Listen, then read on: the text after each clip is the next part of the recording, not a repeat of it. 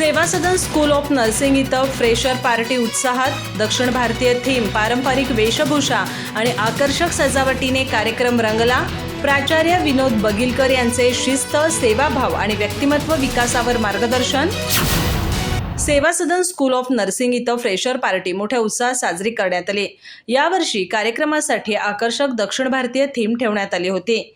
दक्षिण भारतीय पारंपरिक वेशभूषा, रंगीबेरंगी रांगोळी आणि आकर्षक सजावट यामुळे कार्यक्रमस्थळी वेगळंच सांस्कृतिक वातावरण निर्माण झालं होतं.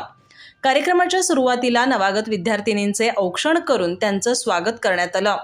विविध सांस्कृतिक कार्यक्रम, नृत्य, गीतं तसंच मनोरंजक खेळांच्या माध्यमातून विद्यार्थिनींनी आपली कला सादर करत उपस्थितांची मनं जिंकली.